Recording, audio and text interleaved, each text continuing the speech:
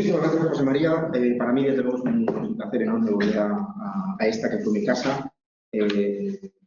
Todavía más a esta sala que tiene el nombre de doña Enriqueta, que tan presente va a estar en muchas de las cosas que voy a decir, que para mí sigue siendo un referente y además una persona muy querida. Por supuesto, el agradecimiento es extensivo a todos los coordinadores, varios de ellos estáis aquí presentes. Bien, de todas maneras, no quiero dejar de dar unas palabras siquiera a la memoria de Carlos Alberto, que tan recientemente nos madre. Bien.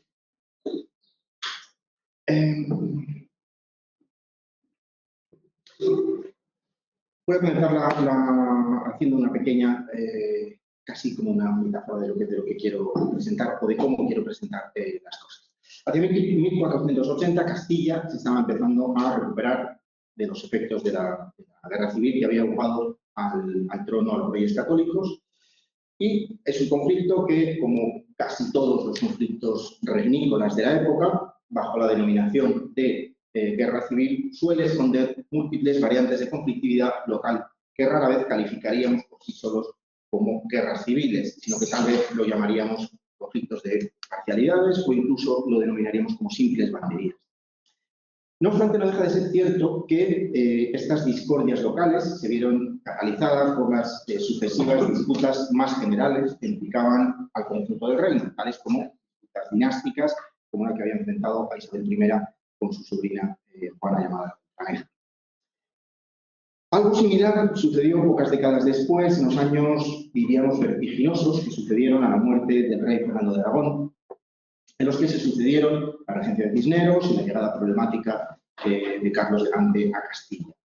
En efecto, en la Guerra de las Comunidades se ha podido demostrar cómo en cada ciudad se agruparon las más o menos tradicionales parcialidades locales en posiciones enfrentadas, en este caso, en el caso de las comunidades, a favor o en contra de la defensa de las prerrogativas del joven monarca. En el caso de Sevilla, esta obviedad que acabo de decir catalizó las consabidas disputas tradicionales presentes en la ciudad, pero al mismo tiempo las hizo cambiar, mudar en conflictos de naturaleza un poco diversa. En particular, me interesa fijar nuestra atención en la disputa por el control de la ciudad que venía enfrentando, en efecto, desde mediados del siglo XV a los Guzmán y a los Ponce de León. A la altura de 1521, y tras la conmoción, no lo olvidemos, que yo creo que es un factor muy importante, que para la aristocracia andaluza había supuesto su imprudente posicionamiento durante el breve reinado de Felipe I, el conflicto entre los Medina Sidonia y los Arcos tuvo una de sus últimas manifestaciones violentas, probablemente la última en la que hubo una escalada realmente violenta. De las muchas lecturas que se pueden extraer para la historia de Sevilla del desarrollo de este conflicto, nos podemos quedar provisionalmente con la siguiente reflexión. Bajo el prisma del poder, el espacio urbano se configuraba como caja de resonancia en la que podemos distinguir elementos, diríamos, endógenos, personas, grupos, asociaciones, instituciones, clases sociales incluso, y exógenos, por mencionar solo los dos más relevantes, la corona y la iglesia. Sin embargo, el caso de estudio de las manifiestas y decididas injerencias de los grandes aristócratas del entorno político de Sevilla de comienzos del reinado de Carlos V, los Guzmanes y los Ponce de León, son un ejemplo, en mi opinión, fascinante de mezcla de elementos, puesto que en el fondo no pueden ser considerados estos aristócratas como elementos ni exógenos ni endógenos, sino que están en una posición híbrida. No olvidemos que ambas casas se consideraban a sí mismas sevillanas y se reclamaban casas sevillanas, al tiempo que sus clientelas eran fundamentalmente también sevillanas. Por mucho que, y esto no deja de ser cierto, las bases de sus respectivos poderes, diríamos poderes fácticos, poderes realmente con peso, radicasen cada vez más en el entorno amplio de la ciudad. En definitiva, nos puede servir de ejemplo de la muy poco tajante, es cierto, pero yo creo que en extremo relevante, diferencia que puede separar eso que en el título he denominado poderes de la ciudad de lo que podemos llamar poderes en la ciudad. Desde ese punto de vista, si intentásemos presentar, diríamos, una foto fija a partir de un de un estudio sincrónico del reparto de poder en una determinada ciudad en un momento histórico dado,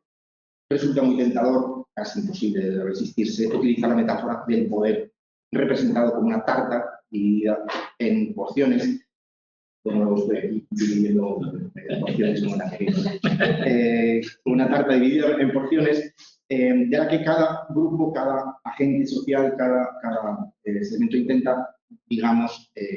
acaparar cuantas más porciones mejor. Dicho en términos menos metafóricos, los niveles de decisión, las rentabilidades económicas de lo que quiera que fuese, los espacios jurisdiccionales y hasta la creación del propio discurso justificativo o explicativo de la historia de la ciudad estaban repartidos de una forma determinada con un relativo equilibrio no exento de inestabilidades. Ahora bien, si a esa foto fija le añadimos el elemento diacrónico e incluimos los cambios producidos a lo largo del tiempo, tendremos que reconocer que esos aparentes equilibrios resultantes eran sumamente cambiantes y que, al mismo tiempo, conviene ser muy cautos a la hora de interpretar la procedencia de la iniciativa que desata o provoca tales cambios en su aplicación práctica sobre el espacio urbano. Por otro lado, es imprescindible señalar también que todo este esquema que estoy presentar resultaría absolutamente pobre e incompleto para el caso de Sevilla si no introdujésemos dos factores más. Por una parte, las dinámicas económicas, sociales y políticas que generó la expansión castellana en América, cuyo impacto sobre todo lo que acontecía en la ciudad era absolutamente directo. Pensemos, sin ir más lejos, en las discordias de Perú de la década de 1540. Y por otra parte, la propia evolución, diríamos, de la gran política de la dinastía de los Habsburgo en Europa. Dicho en otros términos, entender en su conjunto el poder en Sevilla, en tiempos del emperador, sus agentes más destacados, sus instituciones, sus agrupamientos, sus repartos y equilibrios de poder, se nos presenta como un fascinante reto porque nos sitúa en el eje de procesos globales, al mismo tiempo que nos permite no perder la capacidad de afrontar análisis de escala local, con todo lo que ello implica de solidez documental que puede aportar a una reflexión mucho más amplia, mucho más clara. Se dirá que este planteamiento, intentando aplicarlo a todo el reinado de Carlos V, peca absolutamente de exceso de ambición. Pero creo que todo estudio sobre el poder debe ser precisamente, por lo menos en su concepción, muy amplio, para que los resultados obtenidos puedan ser en alguna medida relevantes. Además, es importante reconocer, antes de continuar y entrar en más materia, la deuda, que no deja de crecer, desde luego, que este planteamiento tiene con todos los colegas que están trabajando desde hace años sobre la Sevilla del siglo XVI, y sin cuyo extensísimo conocimiento de la ciudad, el planteamiento que aquí propongo sería imposible. Por solo citar a los más, digamos, consolidados o algunos de los más brillantes, tenemos los trabajos de Manuel Fernández Chávez y Rafa Pérez, o de Montse y Natalia, presentes, esas dobles parejas tan brillantes, y sus ya más que prometedores alumnos que también siguen trabajando en el tema, por supuesto, junto a los trabajos, preguntándonos un poco más atrás, aunque sigue muy activo, de don Antonio Collantes de Terán, o todavía preguntándonos un poquillo más atrás, de Juan Gil, pasando, por supuesto, por mis compañeros del área de Historia Moderna de la Universidad de Córdoba, particularmente para el caso de Sevilla, Enrique Soria y Rafa Gil. Bien, en definitiva, lo que me propongo hacer en esta conferencia es presentar el marco interpretativo general en el que vengo desarrollando mi investigación desde hace unos años. Para ello, comenzaré detallando las principales influencias metodológicas, digamos que soy capaz de identificar, siempre somos capaces de identificar de dónde nos salen las cosas, y que estimo que son las más útiles para aplicarlas a los estudios de caso que tengo algo más desarrollados. Casos sobre los que recapitularé brevemente hacia el final de la conferencia, pero a los que no dejaré de hacer referencia a lo largo de toda la exposición de la metodología. Vale, gracias. Bien, creo que es de justicia comenzar. Sí.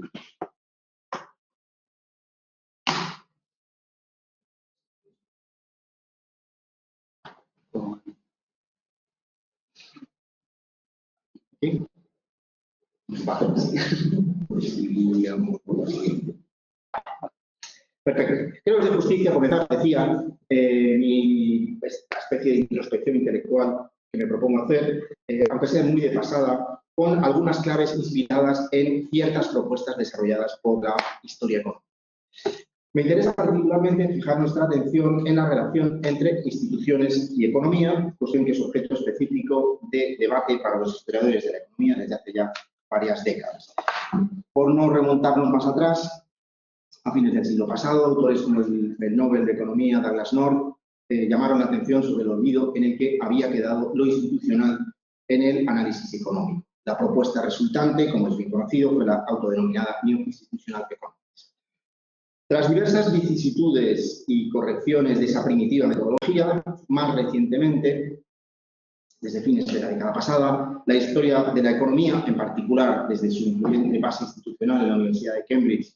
bajo el liderazgo de Sheila Ogilvy, viene proponiendo un utillaje metodológico bastante renovado que sus defensores denominan Institutional and Organizational Analysis.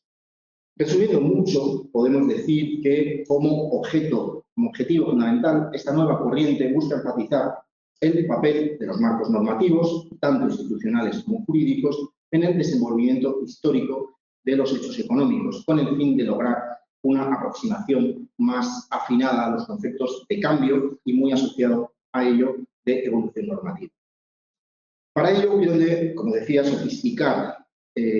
conceptos, enfatizando la idea de que lo institucional no es sino una concreción de las reglas básicas del juego de las fuerzas económicas. Reglas que no pueden ser correctamente entendidas, y esta es la parte que a mí más me interesa, sin remitirnos a lo que esta escuela denomina los core beliefs. Podríamos traducir, no sé si tomando las libertades como creencias básicas, o entendidas como consensos fundamentales en creencias compartidas. Así, entre sus principales objetivos figura el de desentrañar la relación existente entre resultados económicos y actuaciones políticas, poniendo, por ejemplo, de manifiesto la importancia trascendental que han tenido históricamente los diversos tipos de burocracia. Si por poner un ejemplo relevante partimos del caso de estudio que lleva algo más avanzado del Consulado de Cargadores a Indias, podríamos partir del hecho conocido de que, como tal institución, el consulado era una demanda de los mercaderes sevillanos desde los primeros pasos del comercio americano. Luego volveremos a esta idea. Ahora bien, la consecución de aquel logro se hizo a un altísimo coste para los propios mercaderes. Carlos V solo se avino a aprobar la creación del consulado cuando los comerciantes de Sevilla casualmente aceptaron la imposición del almoharizato de Indias, lo que implicaba la pérdida de la exención tributaria de la que venía disfrutando el comercio de Indias desde 1400. A cambio, los mercaderes lograron reducir una serie de importantes costes que podríamos agrupar en la definición económica del término coste de transacción, tales como los relativos a la seguridad y celeridad de la resolución jurídica mediante la resolución de las disputas a uso de mercaderes o los costes en seguridad frente a la pérdida de propiedades por ejercicio de la violencia, mediante una mayor eficacia del sistema, de la gestión del sistema de averías y, por consiguiente, una mejor defensa de la carrera de Indias. Como colofón, y yo creo que esta es la parte más importante, los mercaderes consiguieron también algo mucho menos cuantificable, pero trascendental, como fue el aumento de su capacidad de negociación política frente a la corona. Analizar el nacimiento de una institución como el consulado, con toda esta mezcla de ideas compartidas y plasmaciones normativas en la cabeza, bajo la inspiración de estas propuestas de la IOA que mencionábamos antes, permite subrayar la idea de que en sí mismas las instituciones deben ser entendidas en su profundidad histórica, es decir, como soluciones específicas a problemas concretos en momentos históricos determinados, y no como proyecciones a largo plazo, diríamos, de construcción imperial o, peor aún, como proyectos civilizatorios. Ciertamente, las soluciones institucionales, como señaló la propia Sheila Ogilvy hablando de los gremios en la historia de la economía europea, eventualmente pudieron transformarse, con el paso del tiempo, en inesperados problemas para el desarrollo de la economía. Pero bajo una perspectiva como la que estamos adoptando aquí, difícilmente cabe admitir este tipo de juicios sumarísimos sobre instituciones seculares, puesto que no caben definiciones unívocas. Bien.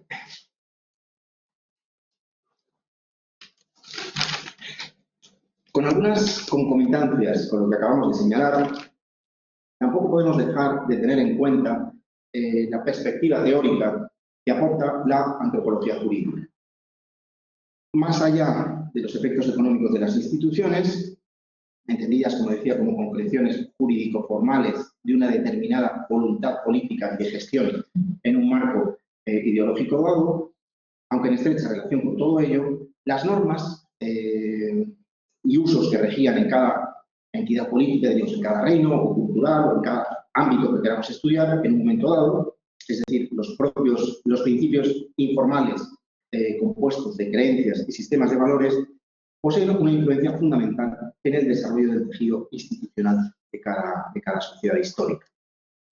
Desde este punto de vista, la perspectiva jurídico-antropológica resulta en extremo útil para poder integrar las soluciones normativas en un marco conceptual más rico, puesto que esta corriente de estudio analiza con particular cuidado precisamente la relación entre creencias colectivas, organización social y marcos normativos.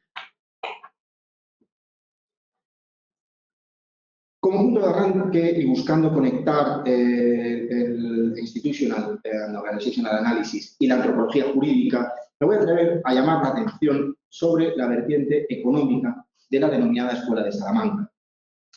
En particular, quisiera llamar la atención sobre la dimensión moral que, en general, concedían aquellos pensadores a los hechos económicos. Una insistencia que, en buena medida, se sustentaba en la necesidad de encontrar el justo equilibrio en el valor de los intercambios a partir de principios que remitían, como sabido, a la ley natural. Pensemos, por ejemplo, en la obra del dominico Tomás de Mercado, considerado desde los trabajos de Joseph Schumpeter como uno de los autores más influyentes de la historia del pensamiento económico europeo. Ahora bien, al mismo tiempo que esto se lo reconocía a Schumpeter, el economista austriaco no dejó de señalar que el pensamiento de Mercado no resultaba muy original en su base filosófica ni en sus propuestas, pero en cambio presenta dos características muy marcadas que a mí me interesan especialmente. Por un lado, el amplio conocimiento que Mercado poseía de la práctica cotidiana del comercio de su tiempo, y por otro lado, se puede subrayar también su condición de sevillano, por cuanto ello le familiarizó con la realidad económica de la carrera de Indias. No olvidemos que su suma de tratos y contratos está dedicada al propio Consulado de Sevilla, como exponente máximo de la actividad comercial de su tiempo y, por ende, estaba dedicada a uno de los colectivos más expuestos a los pecados que esta obra, que no dejaba de ser un manual de confesores, trataba de definir y ayudar a erradicar. Pues bien, resulta de particular interés plantearnos hasta qué punto las normas generan creencias sobre el comportamiento. La existencia de los moralistas escolásticos en la necesidad de identificar lo pecaminoso en oposición a lo correcto en los intercambios entre individuos, hasta ahora ha sido interpretado como consecuencia casi exclusiva del pensamiento teológico que impregnaba todas las esferas de la vida de la Europa preilustrada. Algo que en el fondo no deja de ser una simple descripción de resultados manifiestos, es evidente.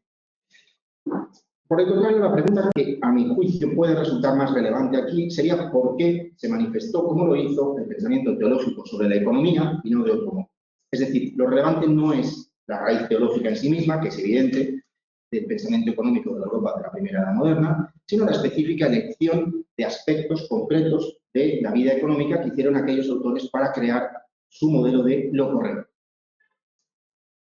Así, si atendemos al énfasis puesto por la escolástica en el justiprecio, no podemos dejar de reconocer que era un asunto que poseía una dimensión muy concreta dentro del propio mundo económico de los siglos XV y XVI. Dicho en otros términos, el concepto de justicia era un elemento que no solo se adecuaba bien a la moral cristiana, sino que además en una economía que comenzaba a ampliarse enormemente, pero que por el contrario se encontraba muy débilmente institucionalizada, adquiría un valor de guía del comportamiento, cuyo valor final, en última instancia, residía precisamente en que los lazos entre los agentes económicos solo se podían establecer sobre la mutua confianza creada a partir de la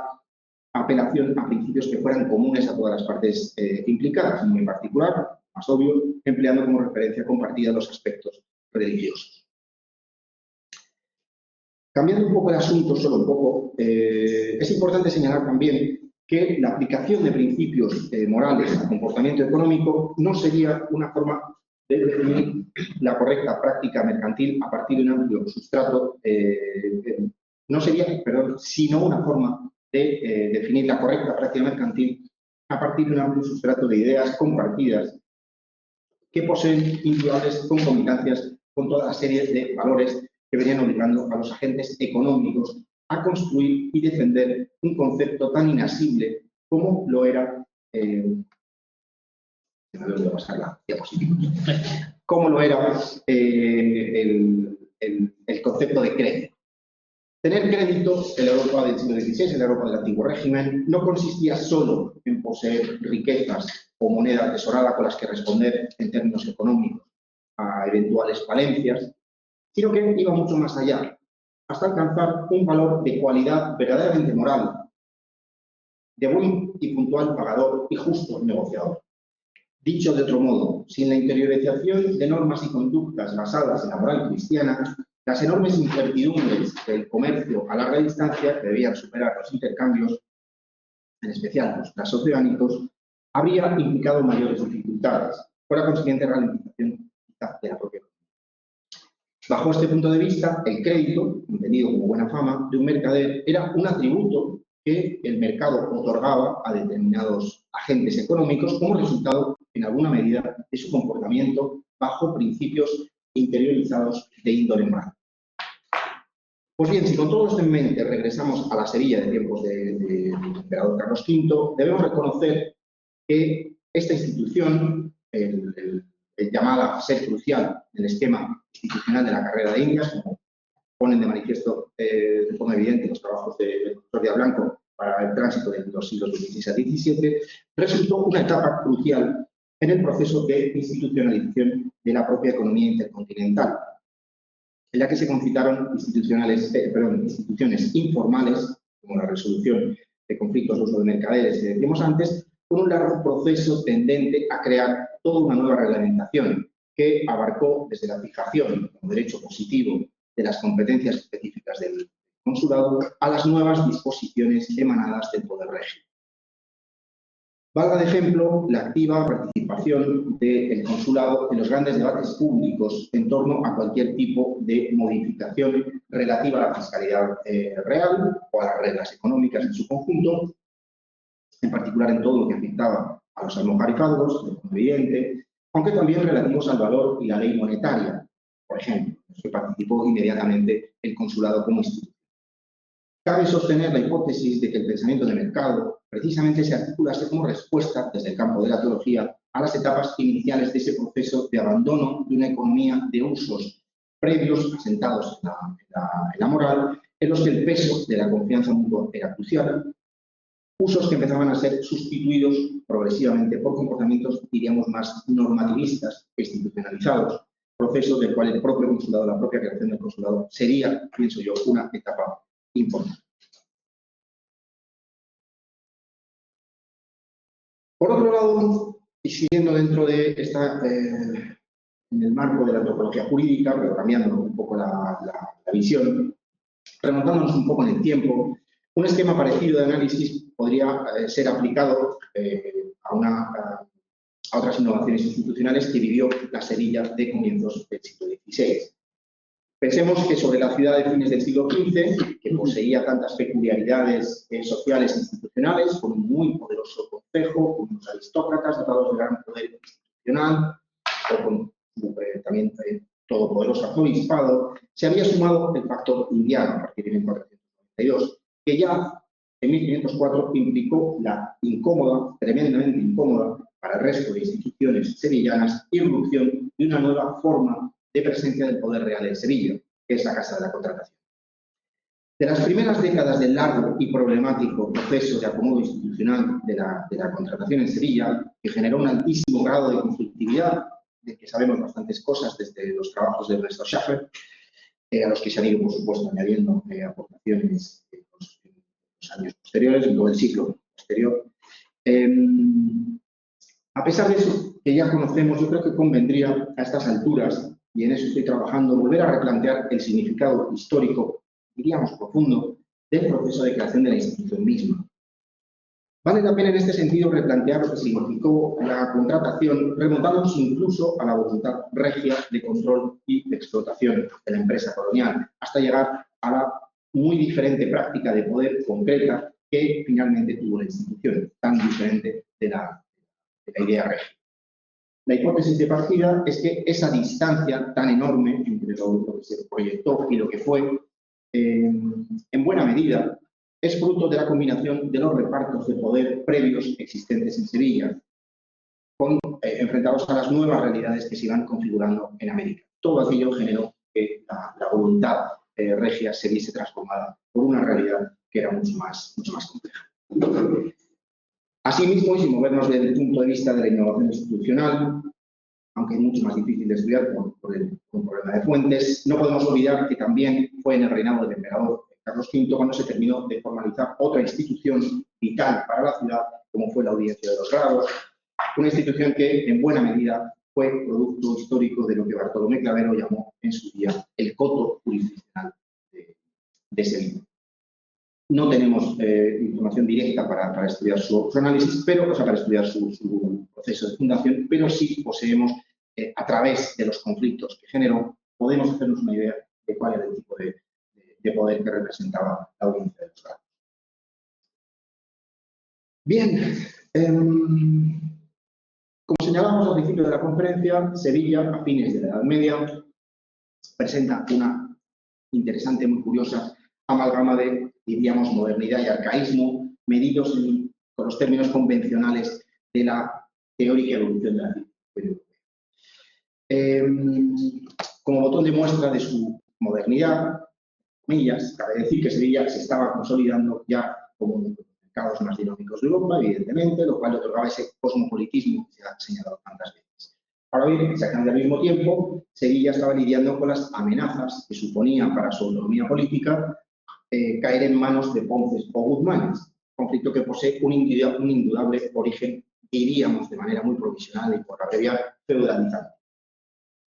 Regreso a esta aparente y sobradamente conocida paradoja solo para subrayar que el sustrato social sobre el que se construyeron las instituciones de la edad moderna estaba atravesado por fuertes contradicciones y conflictos sociales, tanto horizontales como verticales. Si pensamos en el eco de las disputas entre Ponces y Guzmanes de la centuria anterior, en los ecos que tiene después en la Sevilla del 16, es cierto que el análisis de los balances concretos de poder y su proyección sobre las instituciones de este conflicto concreto creo que merece un replanteamiento. Nuestra hipótesis en este sentido consiste en que las dinámicas de poder en las que estaban insertas las clientelas aristocráticas, obviamente, las dinámicas de poder estaban presentes de alguna manera en la distribución de competencias y poder previo a 1492. Pensemos sobre todo en las tensiones vividas en el Concejo de Sevilla o en su proyección de su autonomía jurisdiccional, que va a dar lugar después, con el paso del tiempo, y la intervención de Carlos V a la Audiencia de los Grados. Y no dejaron de ser importantes todas estas tensiones en el largo proceso de construcción de las nuevas instituciones. Uno de los puntos de partida en el análisis del poder que propongo en el seno de la sociedad sevillana es, en efecto, la disputa aristocrática por el control de la ciudad. Para empezar, es interesante tomar en consideración que gran parte de ese poder señorial en la Baja Andalucía se vinculaba de forma directa sobre los intercambios mercantiles. Y aquí la conexión es muy evidente. Además, nos consta que algunos de los más sonados conflictos que estas nuevas instituciones regias padecieron a lo largo del siglo XVI, para lograr ser obedecidas en Sevilla, fueron, al menos parcial o indirectamente, enfrentamientos con algunos de los grandes aristócratas locales. Pensemos todo lo que sucede cada vez que el monarca intenta tocar el almojarifado, tanto en Mayor como en Benín. Siempre existe una oposición enorme que hace que sea muy costoso llegar a obedecer. En el caso del Consulado de Sevilla, y bajo el punto de vista de sus miembros, Conocemos desde hace ya algunas décadas, aunque con lagunas que estoy tratando de cubrir, los nombres de quienes integraron los sucesivos equipos de gobierno, cónsules,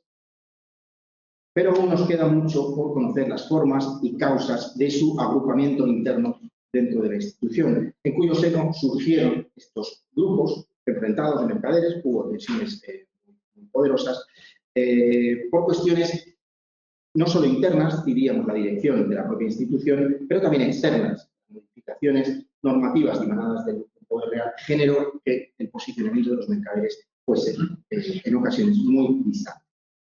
Sabemos, por otro lado, que muchos de estos linajes de mercaderes eran de origen euroconverso y que el consulado, como institución, tendió a chocar también con los intereses señoriales de algunas de las grandes familias de la Baja Andalucía. Teniendo en cuenta que en el trasfondo de la guerra entre Ponces y Guzmanes el factor confesional de sus clientelas tuvo una indudable importancia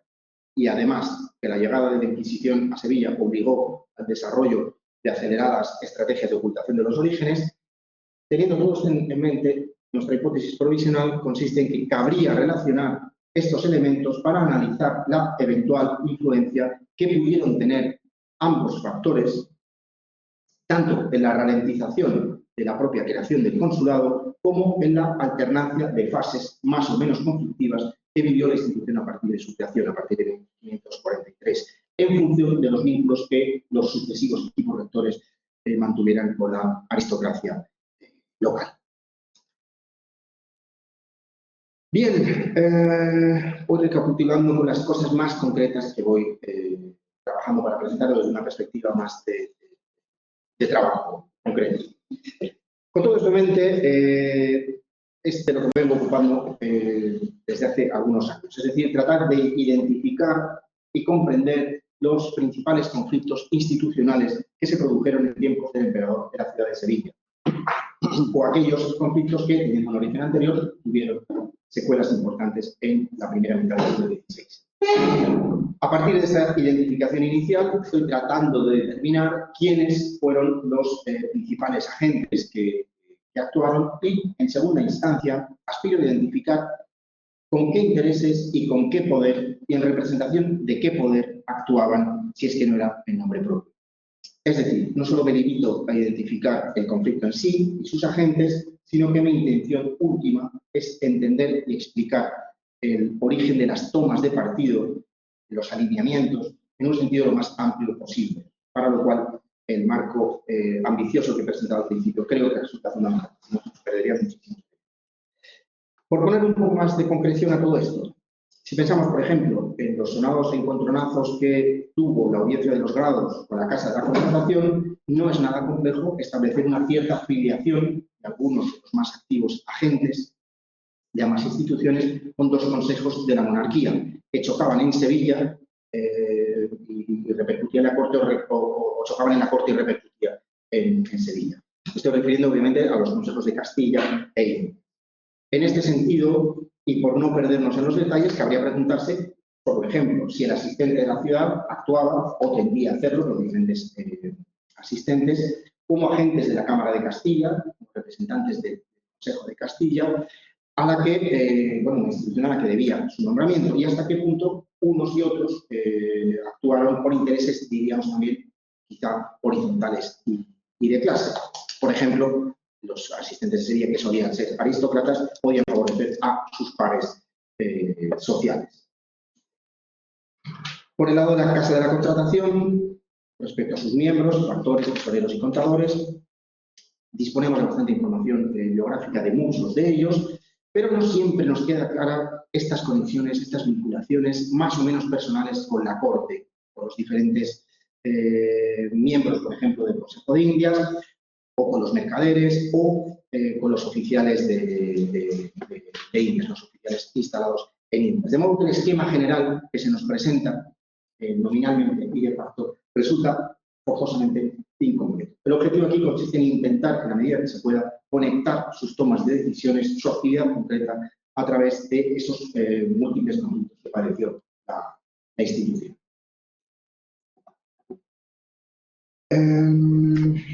Ahora bien, llevado en parte por el convencimiento de que el COGNE que más directamente vincula lo colectivo, diríamos la red pública,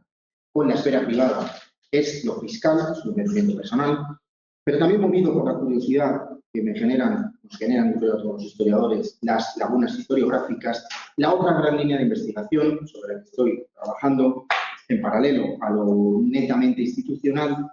es todo lo que incumbe a la gestión de las rentas más importantes que se cobraban en Sevilla, en particular sus dos alojamientos, Mayor y de Indias.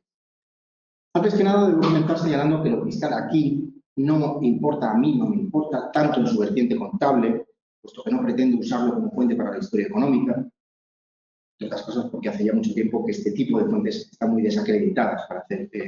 historia económica, por lo menos sin más. Y aparte no es lo mío.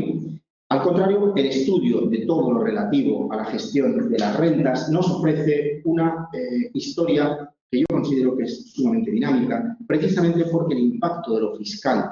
sobre la economía y los intereses de los diversos grupos de poder en conflicto era muy descarnado. Dicho en otros términos, mi análisis de lo fiscal entiende la gestión de rentas como un instrumento directo de poder básico y de repercusiones muy claras y concretas, y que dejó una huella en las fuentes que se puede rastrear con bastante solidez. En este sentido, la laguna historiográfica sobre los almojarifazgos de Sevilla en tiempos del emperador era absolutamente inmensa. Para empezar, no teníamos una idea clara, en realidad no teníamos una idea aproximada de qué pasó con el almojarifazgo mayor de Sevilla, por ejemplo, entre los tiempos de los reyes católicos, estudiados en su día hace relativamente poco por González Arce, y los tiempos de Felipe II, trabajados hace mucho más tiempo por Eufemio Lorenzo Sanz y Modesto Ulloa. En medio no sabíamos prácticamente nada, ni siquiera los montantes. Todo ello por no hablar del clamoroso silencio que existía respecto al almojarifazgo de Indias, tanto en su proceso de creación y hasta en su concepción jurídica, como en lo relativo a su gestión en los primeros años de existencia de esta renta. Quizá parte de la explicación de este olvido resida en que todavía a estas alturas una figura tan influyente como don Ramón Carande puede intimidar. Bien, vale, no nos creo, todavía cabe pensar eso. O incluso lo que sería, en mi opinión, un poco peor, es que la concreción material que tiene lo fiscal, la descarada disputa por los recursos que tiene lo fiscal, no encaja muy bien con las modas historiográficas de las últimas décadas. El hecho, en definitiva, es que salvo los trabajos, desde luego imprescindibles, de Juan Carretero Zamora sobre la fiscalidad en conjunto, la Corona de Castilla, la época del emperador, o los no menos importantes aportaciones del profesor Antonio Collantes de Terán, sobre todo en algunos episodios relacionados con el Concejo Hispalense en la década de 1520, que sigue todavía trabajando en ello, salvo esas dos excepciones, nuestro desconocimiento sobre la realidad de la gestión fiscal en Sevilla en torno a sus grandes rentas, pero no solo, era casi total. Y en ello estamos trabajando. Bien, presentar conclusiones de un trabajo inconcluso se parece mucho a una especie de, es casi un oxímoron, ¿no? Pero no quisiera terminar esta conferencia sin ofrecer algunas reflexiones, diríamos, abiertas, que quizá puedan estimular el debate. En primer lugar, y comenzando por lo que acabamos de exponer, quisiera subrayar la enorme utilidad que tiene estudiar la fiscalidad de época moderna como hilo conductor que ilustra y da sentido a muchos posicionamientos y tomas de partido de agentes individuales y colectivos, por lo que es lo mismo personas e instituciones. Analizar, por ejemplo, quién y cómo se hizo, de qué manera se hizo el Concejo de la ciudad de Sevilla con el control del almojarifazgo mayor durante prácticamente todo el reinado de Carlos V, me ha servido para comprender muchos aspectos de la tensa relación que los mercaderes indianos, pero aún más para entender la naturaleza de sus descarnadas disputas con la Casa de la Contratación, es decir, hasta qué punto chocó el Concejo con los mercaderes, pero todavía más con la Casa de la Contratación. Por ejemplo, esto, siguiendo el hilo del almojarifazgo, se ve de una manera muy clara. De igual forma, la gestión inicial del almojarifazgo de Indias está iluminando aspectos que creo que eran hasta ahora totalmente desconocidos en torno a un abanico amplio de tensiones internas en el seno de la Universidad de los Mercaderes de Sevilla, al tiempo que ilustra muchos aspectos relativos al proceso de innovación normativa y los múltiples intereses cruzados que todo ello implicaba y que conectaban a través de Sevilla los intereses dinásticos del emperador con las dinámicas, por ejemplo, indianas, a través de Sevilla, con Sevilla de Señalar quién y en qué condiciones se gestionan las rentas tan importantes como esta, nos está sirviendo, por tanto, para definir alineamientos políticos e institucionales, perfilar grupos sociales y conflictos de poder que atraviesan el conjunto de la sociedad sevillana de la primera mitad del XVI.